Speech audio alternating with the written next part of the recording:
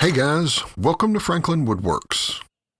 Here's my DIY wooden truck bed that I'm very proud of.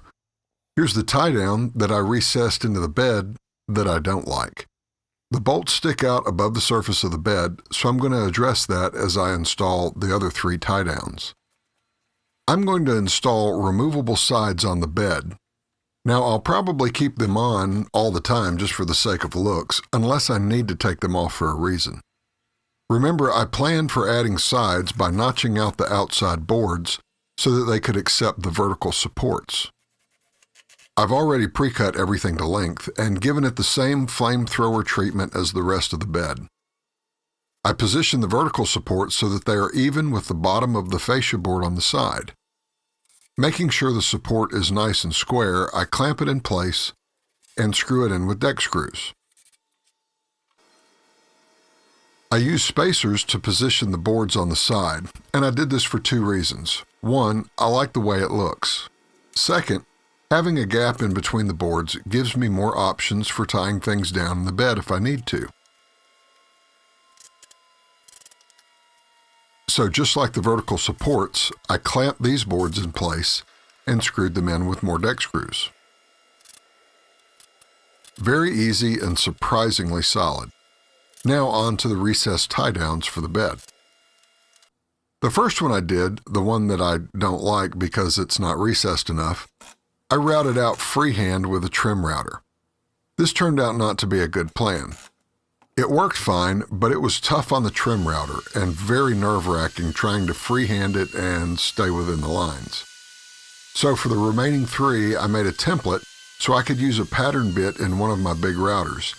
This was definitely the way to go. So I screwed the template into the bed so it wouldn't move and used a smaller, shallow bit to make the first cut. Then I could remove the template and follow the routed sides down to the desired depth. Now I have to allow for the recessed cup in the tie-down that holds the tie-down ring. Turning the tie-down upside down, I use the existing holes in the tie-down to drill the mounting holes into the bed. Then I made some marks that I can follow to route out the recess for the cup. Although I didn't need to from a fitment perspective, I decided to route this recess all the way through the wood. The tie-down has a drain hole in the bottom, and I didn't want water to pool under the tie-down, which would eventually rust it out and rot the wood. So after treating the newly exposed wood with my redneck finish, I used stainless steel nuts and bolts to fasten the tie-down in place. And I got smart this time. Instead of the big box store, I went to Tractor Supply, not a sponsor, and got the stainless steel hardware for a fraction of the cost if I bought it from Big Orange or Big Blue. So that's it for the bed. I love the look, and I think it will be incredibly practical. And just as a side note, while I was at Tractor Supply, I caught a few old farmers looking at the bed, and they loved it, which gave me all the validation I needed. But if I did need further validation, I'd appreciate it in the form of thumbs up, subscriptions, and shares. Those things really help to grow the channel.